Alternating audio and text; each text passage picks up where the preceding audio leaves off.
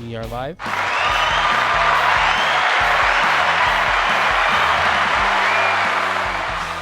Thank you so much. Thank you. Here we are in the second episode. We're here recording tonight at 12:30. This is going up Saturday, so it's Friday at 12:30. We have an episode coming out later today at 11 a.m. Our Barbie review. But we're here recording the second episode because we did a double feature. We did a double feature with Barbie. We did the Barbenheimer double feature. We were out of the movie theater by like 10. Yeah. So we did. Got there at 3. 7 hours in a movie theater. 7 hours in the movie theater. Yeah. We had so much fun. I mean, we were at the mall, but yeah, of course. Damn. Initial thoughts? Oppenheimer. I think if you are a fan of history, you're gonna enjoy this film a lot. It was fun. I mean, fun fact, guys. Adam is an incredible history buff. He retains information very well, and I want him to share. So it's funny because like as we were watching this, I was just like, my dad would have loved this film because my dad was a really big history buff. Had he not been a plumber, he probably had he graduated high school, because he didn't graduate high school. But had he graduated high school and went into college, he probably would have done something in like history. Nice. So we kind of always enjoyed history because of him. More so, I guess I specialized always in sports history. As I've gotten older, I've gotten more of like the overall like collective history. It is at an all-time high right now because I am taking a history class in school. But I have also, the last 2 semesters I took a film history class. So the history of like motion picture and like radio and television. And now I'm taking like an actual like history, like American history class. So it just so happened to turn out that these last 2 weeks in school, we studied World War II. And it was the week of Oppenheimer coming out. So it's like at an all-time high. I told Miguel prior to the last week and a half or so, I've been in like a World War II rabbit hole. Yeah. Where I've just been trying to watch film after film or documentary after documentary. I'm gonna need a list of them actually. No, yeah. It started with Pearl Harbor, which is funny because like that is probably the least like, I don't want to say accurate. Overall, the events, like the big like events are accurate, but the story of like those characters, it's like Titanic, where they don't actually exist. They existed for the sole purpose of creating a love story in the world. But then it got to Inglourious Bastards, which is I want to say inspired more on like true events more than it is inspired on like individual like true story of like these specific characters were alive. But obviously like Saving Private Ryan, that's a true story, which I've watched, and then I watched a couple of documentaries. So I've been in a rabbit hole of the last couple. And now Oppenheimer. Yeah, and now obviously Oppenheimer. So this is kind of like the end game of it is like, Yeah, we were the internet and everybody and their mom was talking about this movie. We've been talking about it for 2 years. We have. Because the trailer came out and it said 2023 in 2021, July of 2021. Yeah. They premiered it with the big summer film that came out. Was in it 2020. Dune? No, I wasn't Dune, but it was attached to something, and it was such like a dang like 2023 like that film like such a it's 2 years away. I think worth the wait in my opinion. 100%. I'm glad we got it now. Fantastic. My early thoughts is just fantastic film. The pacing was a little back and forth, but I think overall it worked. It doesn't leave you confused. It just does jump up a bit much. However, it's done very well. It is cinematically beautiful. The Kodak produced the first black and white 70 millimeter for this film, and it actually looks amazing. The actors in it are fantastic. One of my favorite standouts from the movie was actually Robert Downey Jr.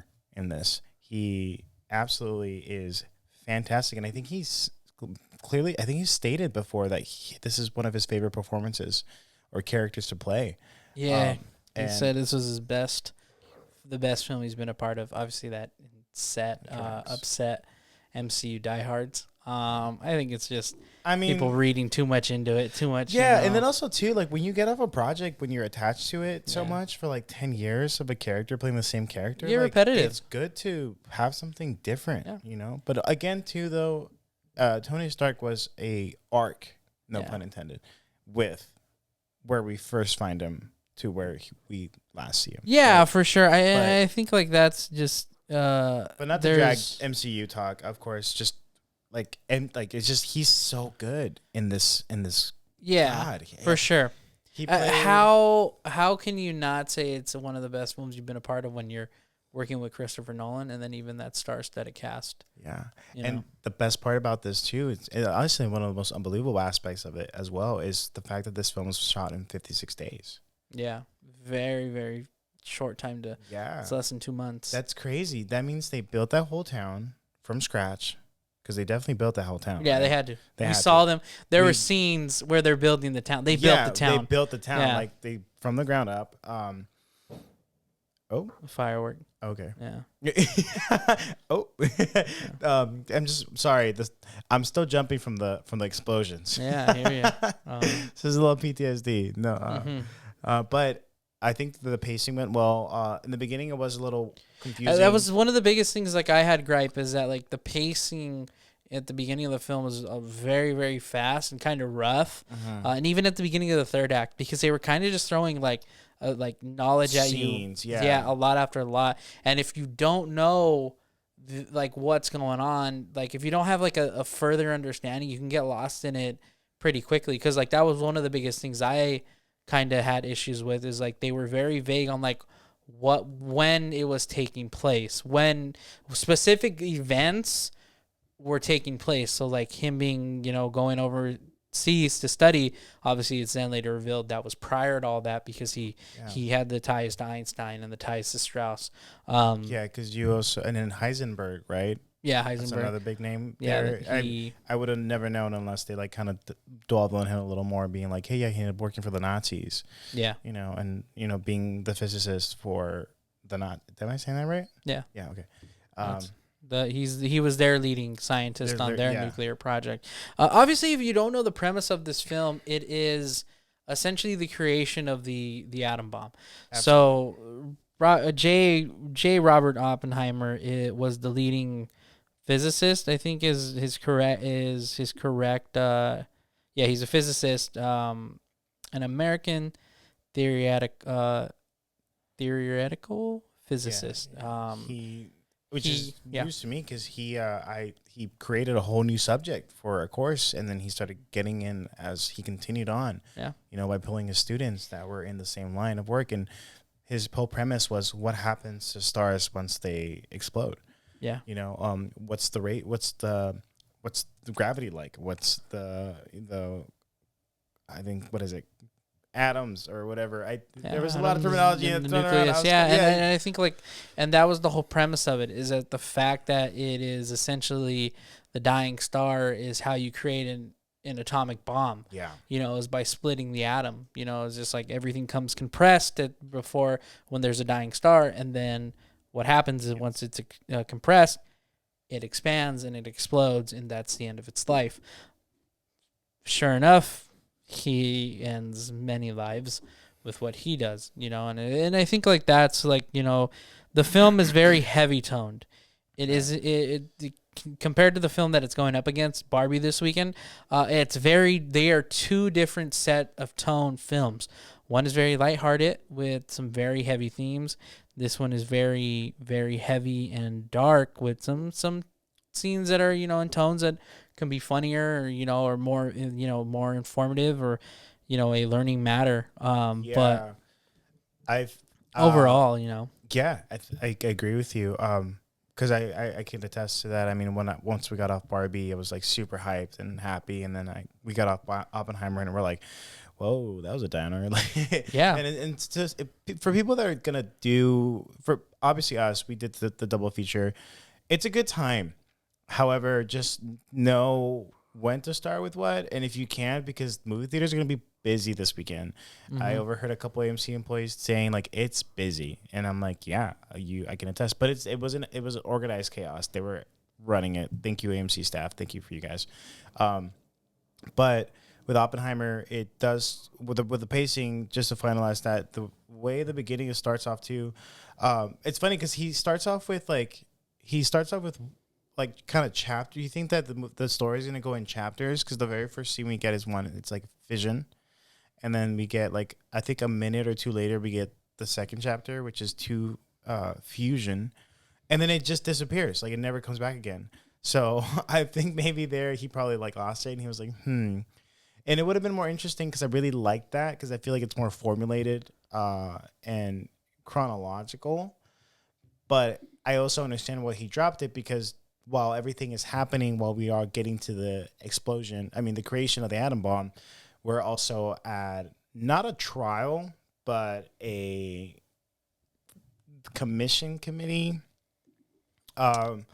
Yeah, I Where mean, there's a they're series of accusing- different, yeah. Where they're So, accusing Robert Downey Jr.'s character Strauss is pitching the idea that Oppenheimer is actually a Soviet communist, and that he had ties with the Communist Party, and even his relationships that he kept throughout his life. That and Oppenheimer was always super neutral, which I've learned to find out through this movie, and I hope is historically accurate, that he was never really on the communist or capitalist side of the world. He was just always in the middle and chasing stars, And in the beginning, there's some very beautiful shots of him, imagining atoms and vibrations. And I'm very curious, and I can't wait to see the behind the scenes featurette of how he was able to capture that, because he does state that there's not a single shot of CGI in this. well, there's got to be, because we see shots of the Earth. So that's I mean, true. That's good. I feel That's like a in good- terms of like, Yeah, when it's you like say he was like out there with the CGI, sun. yeah, like he had no scenes did he have a green screen present. There's no way, Yeah. especially in a film like this. There was The scenery the for sure. CGI was built in a studio on a computer, Of probably course. multiple. I think like there's CGI. There's different CGIs to a certain extent, in my opinion. But I feel like with this film, like you say, you go and it's following the events. So it starts off in the future, where it is the effects of life after the nuke, the bombing of Hiroshima and Nagasaki, and it is not necessarily like the effects it had on the world, like you say. It is the effects on like, was Oppenheimer actually a Soviet through this entire time? Yeah. And obviously spoiler warning at this point, because I think things are just going to kind of start slipping out with this film, just because it's very accurate. I feel like it can't really be spoiler just because it's a very historically accurate film. If you have knowledge of World War II, then obviously you're going to more or less know what's really going on, because like a lot of it is taking place even before World War II is happening. There are already like talks of developing, an atom bomb before World War II starts, and then there's we see the newspaper where it says Germany invades, or the Nazis invade Poland, which is essentially the actual start and definitive start of World War II, and then that's what trickles these events of, obviously the bombing of Pearl Harbor, and then leading to the beach, the D-Day, and then everything else that goes in with that, So it's some crazy stuff Adam was telling me about this entire like. There's a little bunch of brief history conspiracy lessons and conspiracy conspiracies theories too that about- are also too that Yeah. when it comes to the Nazis and everything that they were involved in. But this was like the defining moments of like American history. Like, it's just like everything that I've learned in like just my college semester. This like World War II was the most probably crucial moment in arguably of like the modern history of the world, like recently, because it's just like, if Japan ever gets bombed and America never joins the world, or sorry, if Pearl Harbor never gets bombed and the U.S. never joins the war, like, and Germany goes and keeps invading all these countries, like, there's a good chance that This wouldn't be the America that we know it. It'd be Hitler had a 1,000 year saying like the Third Reich was in the last for over 1,000 years. He wanted it to be an empire. It's like that's nothing new.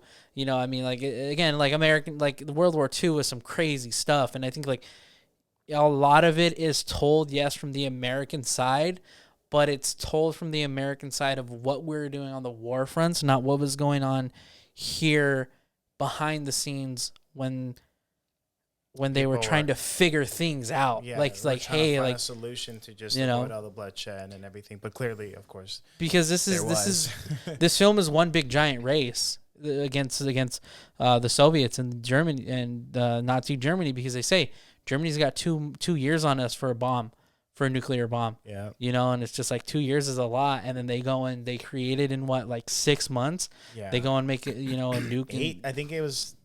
Yeah. It was a couple. Yeah, because no, actually that's not true, because they were there a couple years actually. They were there a couple years because Nazi Germany invading Poland is 1939 at the beginning of the war. Right.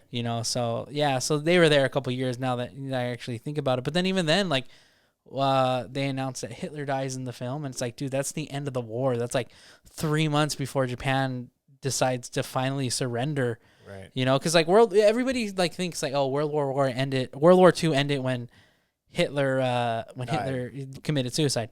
No, the war still continued on for 2 to 3 more months, and it ends when we bomb Nagasaki, the second nuclear bomb, because the first bomb was the whole, hey, do you give up? And then Japan's like, nah, and then we're like, all right, hit him again, and it's just like, and even then, like, I showed you a video, and it was just like, yeah, like, it was pretty accurate, like that TikTok I showed you, like how World War II was kind of handled from the American standpoint, because even then, like, a lot of the U.S. joining the war was some fear of, obviously, 1, of getting bombed, but 2, of not allowing these other communists or a Nazi country take over the world, because the U.S. never steps in. That this never, them creating the bomb never happens. They don't choose to step in, or if they don't choose to cut off the oil supply to Japan, then there's no there's no entering the war. It's just it's a domino effect of events that it really is. Led to it really worse, is. But it ended up, eventually it did, which is the bombing of Hiroshima and Nagasaki.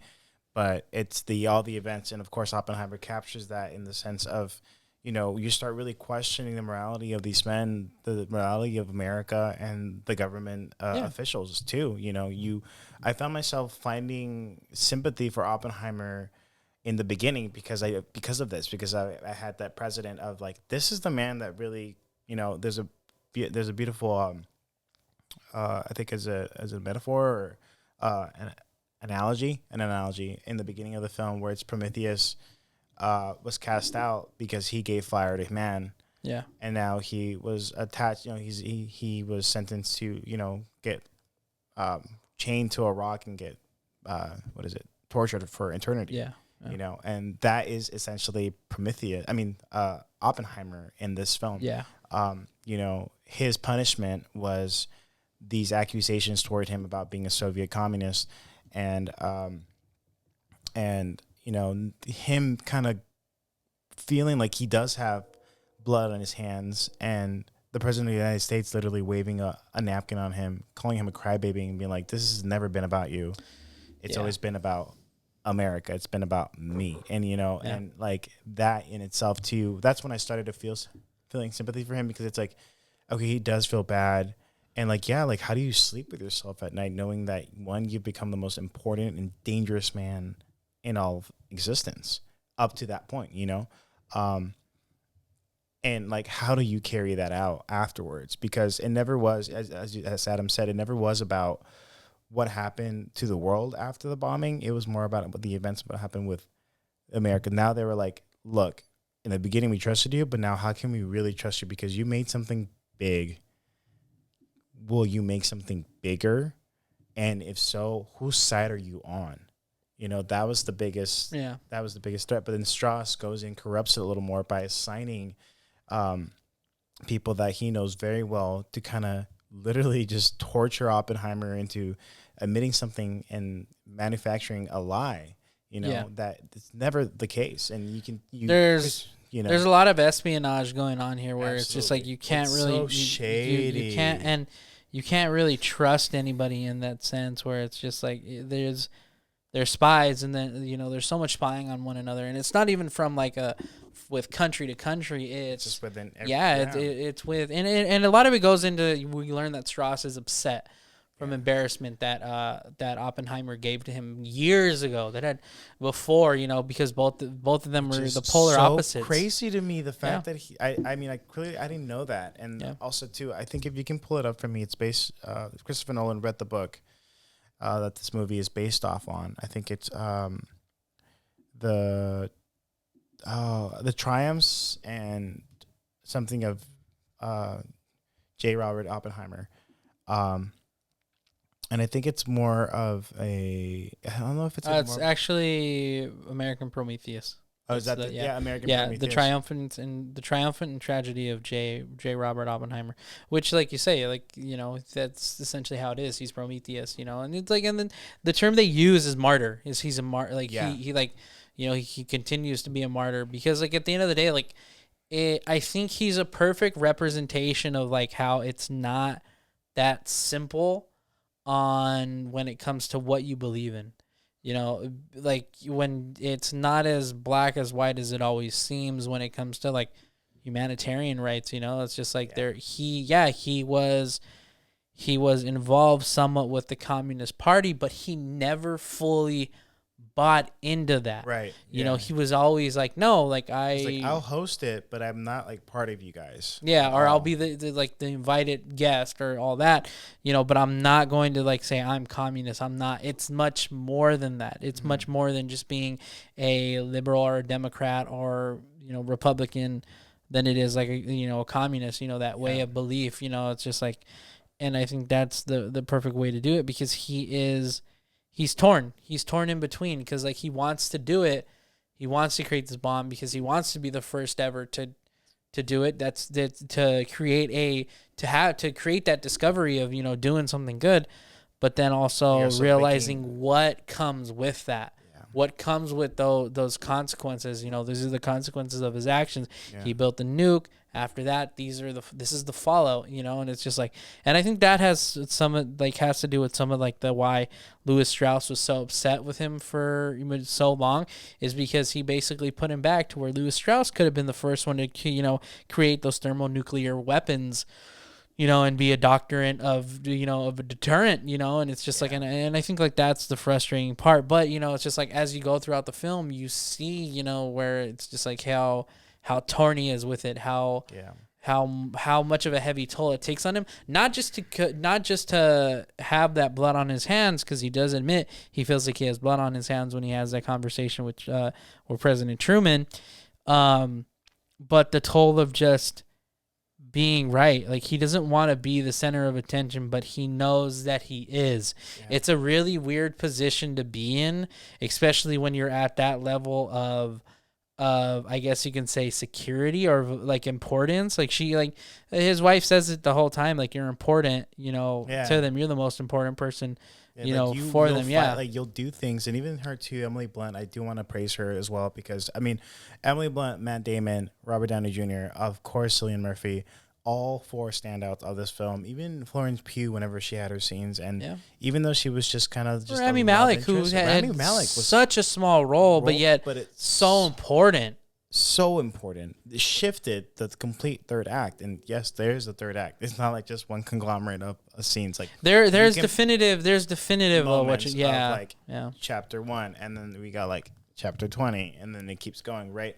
But Emily Blunt is fantastic in this film. She is a diehard. She is a ride or die for this man. She even after the affair that she was aware of during the indoctrination, I believe, she was like, I get it, but also too, like, you need to fight back. Like, I don't know what you're doing right now, but you're just so quiet. You're letting them tear us apart. We're gonna lose the house. I need you to be the man you need to be, and fight. And Yeah. so I think the whole time, I think he was punished. I think the way Nolan did that was that he was allowing himself to be punished because he felt the guilt. Like it's a tortured artist. Uh-huh. Like, and that's really like, I know we've used that term where it's just like that's what it was. Is like he again was the martyr. He was paying for sins that weren't necessarily his. Yeah. He at the end of the day was hired for this job. But then at the end of the day, like he was arrogant. There were some times where he was arrogant where he's like, oh, consider taking this job. Like, I'll consider being the lead on the Manhattan Project. Yeah. Like knowing like, oh, well, you can't do it without me in the sense, Pretty and it's much, just yeah. like, and Strauss addresses that where he's just like, oh, like he wanted all this. He thought his fame could protect him, which there are themes of that where, yeah, you do kind of feel that. Hey, I mean, he's in the Time cover of Time magazine, being the Atom creator or something like that. Father of the Atom Bomb. Father of the Atom Bomb. And even though it's a group effort, you really see the lives of these people who were average scientists, go full 180 completely. They were all once like predominantly in like good schools, teaching what they loved, and then they were pulled for this important moment in history, and then now they were going back to some average jobs. Some of them committed suicide. Some of them ended up being spies for the Soviets. One of them went back to railroad working. Like, it's just insane to know that these lives panned out this way, and in their own specific right, they all paid for it, because at the end of the day, they are the creators of this bomb. And it is a very important tone in this film, or theme in this film, where it's like, who to say that someone else is going to make a bigger bomb? Yeah. And what then? And what I do love about this film was just its ability to question you as an audience member, and thinking of like, look, I get it. And yeah, and even Nolan, what I appreciate about Nolan is that he doesn't paint Oppenheimer in any way completely. He tells you the narrative of his life, but he doesn't be like, he was a good guy, guys. Like, don't like, at the end of the day, he's like, no, this guy was just, this is his life. This is how he was a human being. He was just a human being, and he was a human. And we're not even like sympathizing here. We understand, but overall, like, this was his life, and damn. This is his defining moment in his career, like he said, like anybody who met him and knew him at that point, like they said, like, yeah, like, he had friends, he had followers, people called him Opie. Yeah. Like, people knew who he was within that, within the world of science. Yeah. But the moment he goes and helps create and is the leading scientist on the Manhattan Project is when he bursts into that flame, that fame, and like you said, becomes, goes on Time magazine, is meeting the president, it's just like having this security clearance, and it's just like, and you see what it does to a man when you are put in such those stress levels, because like he fires off, they do the first bomb test, and we see how his life suddenly changes after that, and then how quickly they go to Japan after that, and they drop them on. They drop and the how bombs. Quickly they discarded them completely as well. They're like, well, we got what we wanted. Bye. Like, you guys got to go. And they even question. I mean, I think President Truman's like, what are you gonna do with Alamo? And he's like, give it back to the Indians. And he, like, the look on his face was like completely, was like, what did you just say? Like, offended.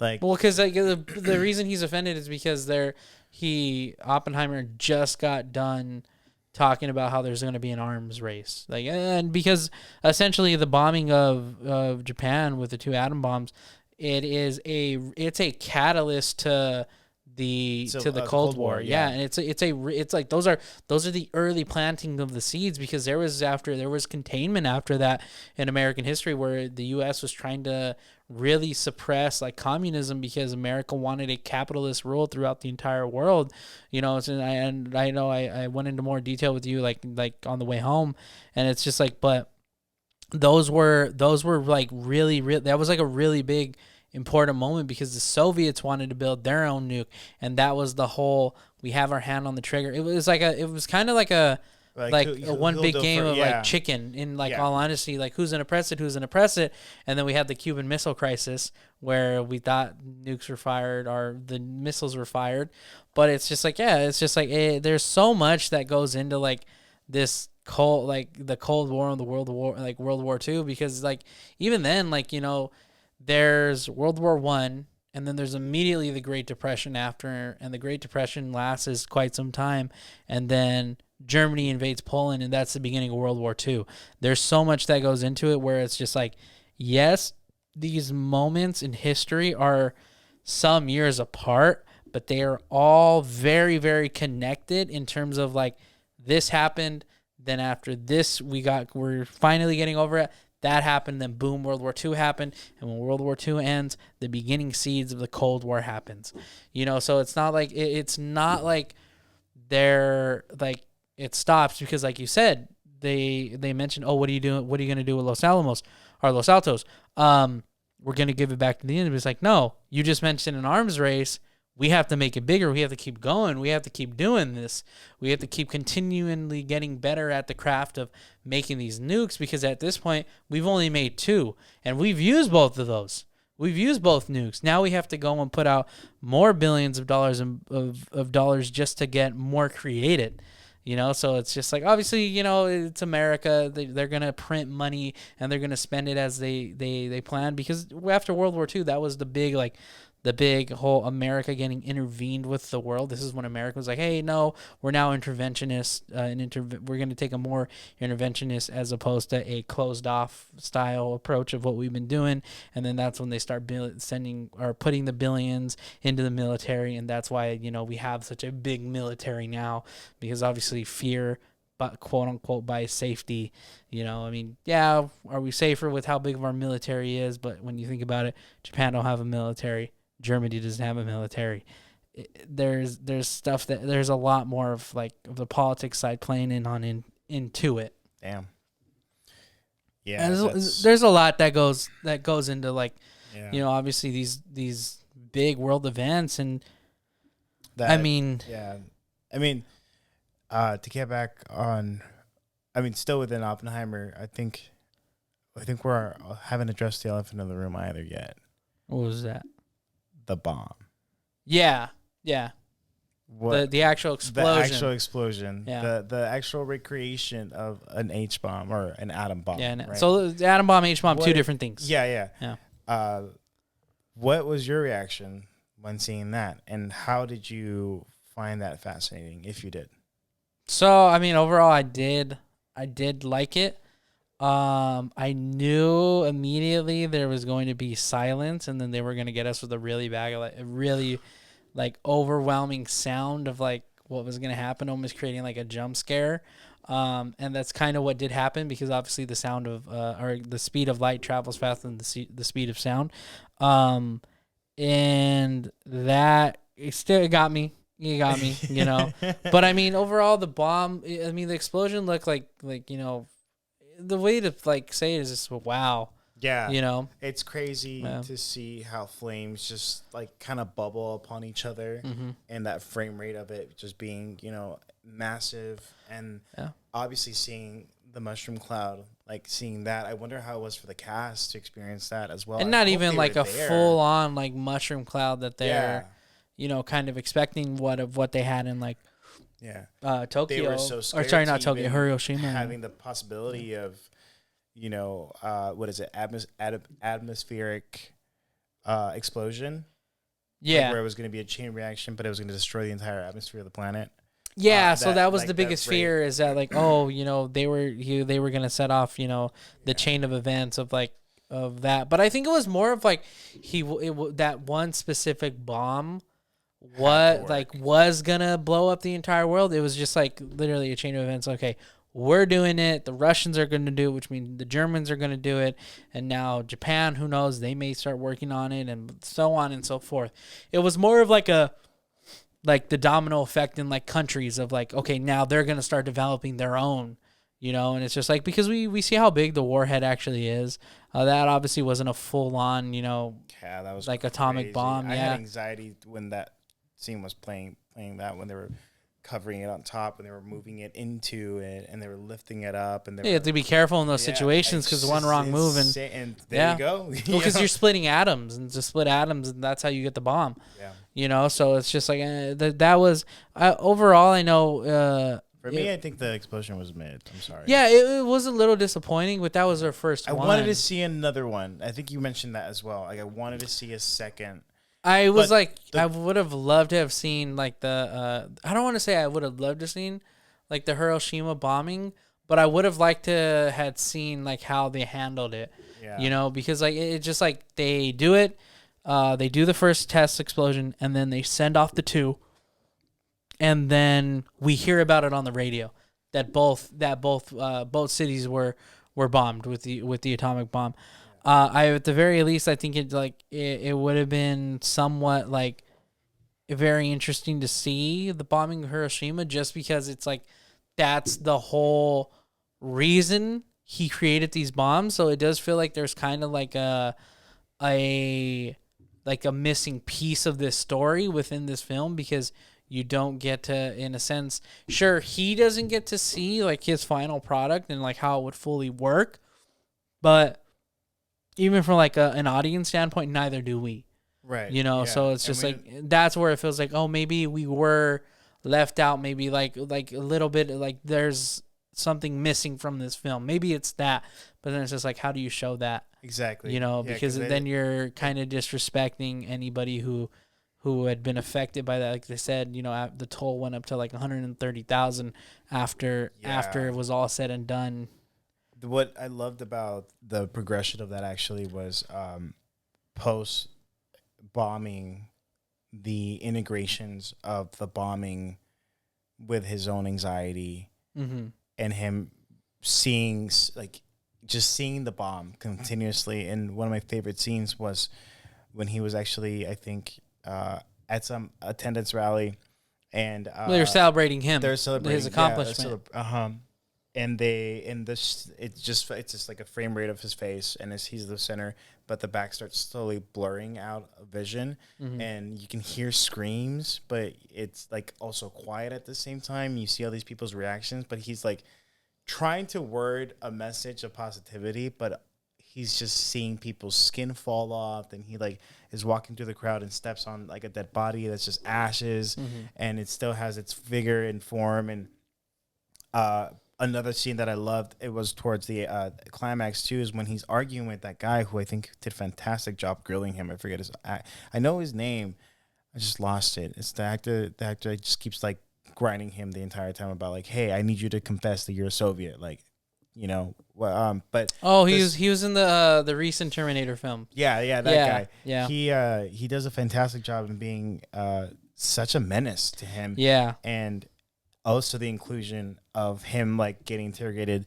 the tension of that, the buildup, and then the walls shaking, the blast, the flash, everything being incorporated within those scenes, even after the bombing. I think that was very well done. And I got to praise Christopher Nolan for that narrative there, because it could have honestly just been a movie. And even Adam had mentioned this at the beginning. He was like, it's going to feel long because there's going to be a lot of dialogue. Yeah. Most of the time, this film is carried within rooms and scenes. And sometimes the more like compacted scenes, you'll see a chalkboard and people talking and sharing ideas, and the camera jumps back and forth between perspectives, and then sometimes you get a little quick montage of like how many days have gone by. There is 2 bowls being filled up with marbles, and I feel like every day was a marble, right? I think that's what I got. Yeah, or somewhat, because at one point I think or it was the 2 bombs. There's the 2 bombs, right? Yeah. Or it could have been like the ideas for the 2 bombs, but at some point one of the pints goblets was already full, and then the bigger fishbowl was still like nearly full and getting there, and even that the little small details in that I really appreciated. And again, I think it's beautifully shot. I think it was, apart from the pacing, Matt Damon did a fantastic job. Yeah. Emily Blunt did a fantastic job. She was able to like shine towards the end and have her moment where she for sure, when she gets interrogated. And I think that's like I think that was probably like the really like defining moment of his importance in the film, and the importance of like not in the film, but overall as like the scientist, is that like how many people ultimately came to his defense, Right. and willing to honestly talk about it. And even like Josh Hartnett's character showed up, but was kind of denied to be in that part, But then it's just like he was on the opposing side of him always. He always said, "Hey, keep the communist stuff out of this university. Yeah. It's not something not we a good want to." look. Yeah, obviously in a pre-World War II, but also getting to World War II, completely understandable. But like even it's just like the whole. It felt like everybody was at his specific trial, whereas just like obviously Emily Blunt, and then Matt Damon. Yeah, Matt Damon was there, and then I think even Rami Malek's character showed up, and there was just so many people willing to come in, and it feels like Rami Malek's character was kind of like that, the shifting in the guard to not allowing Louis Strauss to kind of go scot-free in terms of getting what he wanted, because he ultimately wanted to be in the close quarters of that security level of with the U.S. government. He wanted basically Oppenheimer's position. That's what it was, and so shady. That's what led to it, is that he set him up from the beginning. He went and planted all those people. And at the end of the day, it's because Louis Strauss was German. Like, it's just like, not that Oppenheimer was, but, was American. Oh, he was German? Louis Strauss is, yeah. So Louis Strauss, wow. I believe he was in fact German. Or he goes down and says he was American, but in the film he said he was German. Oh, wow. He was a German scientist, but this is World War II, where he started off German. You can move over to the other side because America was paying you. It was kind of like there was contracts, where everywhere after the war people were switching sides. Even during the war, people were switching sides. I mean, look at Russia. They started off, as an ally with Nazi Germany, and then they go and join the war because they join America because they get attacked by by Germany. So it's just like there's so many people were switching sides. It was such an interesting time, Yeah. What is it? One scene that was weird for me, and I'm not too sure why it had to be there. I think it was mostly for Emily Blunt's character, is when she does find about the affair, and it's the same room, the crowded room where they're getting interrogated, and it's Cillian Murphy, and he's naked. There's one scene where he's like fully clothed, and then he switches, which is really nice because it's right behind this character, this group of people in front of him, the ones who interrogated him, and it starts from left to right. And left side, he's fully clothed, and then he goes to the right, and then it's like he's naked. Yeah. And then he's talking more about that affair he had with Jean, right? Her name is Jean? Yeah. Jean, yeah. And how she was very vocal and a communist, and was even trying to get to know more about where Cillian Murphy's character, Oppenheimer was. She goes, "You abandoned me.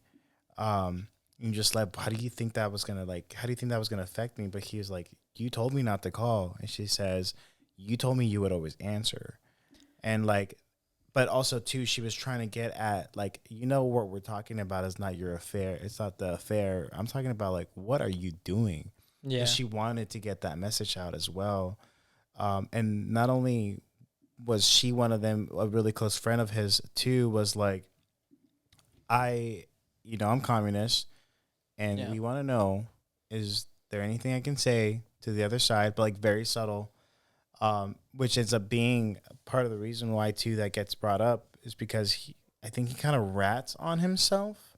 In a sense, yeah, because they're trying to figure out. So if you're talking rats onto himself in what way, like to his wife or to the government? To the government, because he goes, because he kind of rats on himself in both ways. He does, right? Because basically he confirms that he was having an affair, which kind of seems like Emily Blunt, his wife, kind of always kind of thought that, because she tells him, she's like, "Oh, you can't go and make mistakes and then expect to feel sympathy." She tells him that, exactly. After Florence Pugh's character commits suicide, but in the sense of like, yeah, he does rat himself out to the Germany, yeah, because he was being at that point he was being followed, and then he goes and spends multiple hours with Florence Pugh in the hotel room, Yeah. and that's when we learn about the affair. But he definitely, yeah, he does definitely for sure probably rat himself out to the government or whoever's well, it's American government who's interrogating him at that point, and it's just like, and I think that's like the whole him being, it's not just that, it's not that simple, because he again was struggling with the full what's right and what's wrong, Yeah. and then he goes and and I think that's what kind of leads into it, because he is essentially, he's giving into his sexual temptations, has nothing to do with that communist, Right. the communist portion of her being simply communist. It's simple, just male and female attraction, but the government can't see it that way because of the fact she is communist. But affiliations towards everything. Yeah. But like you say, she was also reaching. She was also reaching for stuff. Mm-hmm. She was reaching to try and get into his head, and ultimately she was. But it's just like, but she was getting into his head for the fact of like, she wanted to know if she can say anything to the get her point out to the American, or go and continue to grow the Communist Party. Yeah. But overall, I mean, I think I think the movie did great. What would you rate it out of 10? I'll give this a 9 out of 10 in all honesty. Really? Yeah. I give this an 8, I think, or an 8.5 for sure. Okay. Honestly, it's a really good movie. It's 11 out of 10. You give it an 11 out of 10? 11 out of 10 because no Lizzo. That's funny. This is for anybody who you gotta stop. This is for anybody who watched the last episode or listened to the last episode. I mean, I give it, honestly, I think I'm with you with a 9. Not gonna lie, because I didn't find anything aside from the pacing. Yeah, there were some pacing issues and things that were kind of unclear if you don't know the timeline of World War II. Of course, of what's going on. If you hadn't given me a breakdown, and of course you've even repeated it on the app, on the channel, which thank you. Yeah.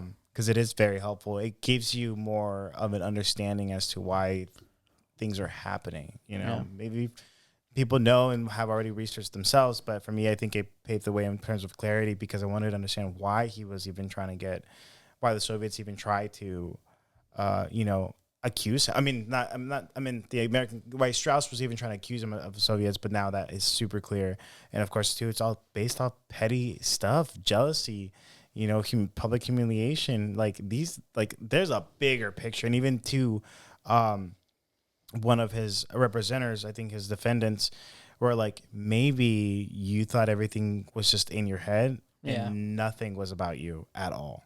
Yeah. Because he starts rambling, Strauss starts rambling about how how Oppenheimer got every physicist to go against him, and, he didn't have anybody in the scientific community anymore. The reality wasn't that. It was just that now it's like they were just defending him. They didn't really care about Strauss, but they respected him. Yeah, it was that respect of like knowing the importance and the impact he had on science, because like you say, there was no community for the science that he had spent so much time learning and wanting to study and wanting to teach, and then goes and creates a whole community. We see it day one of his class is literally one person, and then the next month he has like 6 or 7. So it's just like the raising impact, and then anywhere he went, somebody knew him. Yeah, somebody knew who he was. Yeah, like, oh, you're Robert. Yeah, what's up? Robert Oppenheimer. Oh man! But overall, I mean, great movie. Yeah, I'm really glad this movie came out at the right time. I think.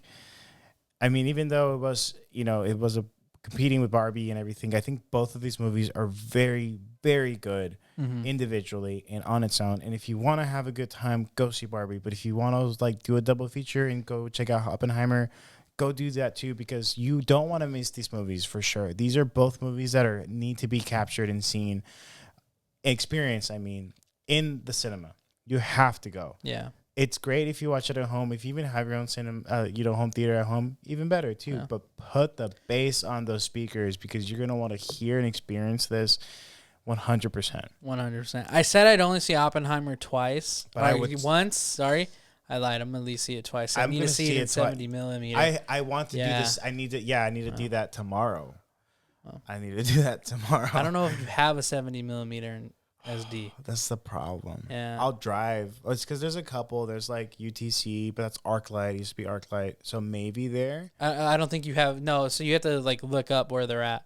So it will tell you if it's 70 millimeter or not. That's right. Yeah, and there's been some like controversy is that, like people are now starting with the LIMAX because it's not actually IMAX if you're not watching it in 70 millimeter. So all IMAX is meant to be in like 70 millimeter film, but no film is offered in 70. It's pretty funny. So everybody's kind of saying like, oh, like Oppenheimer's LIMAX. It's not being shown in IMAX. It's like LIMAX. But I think that's gonna do it for this episode. Sign us off, man. Yeah, for sure. Thank you guys for listening or watching. Hopefully watching.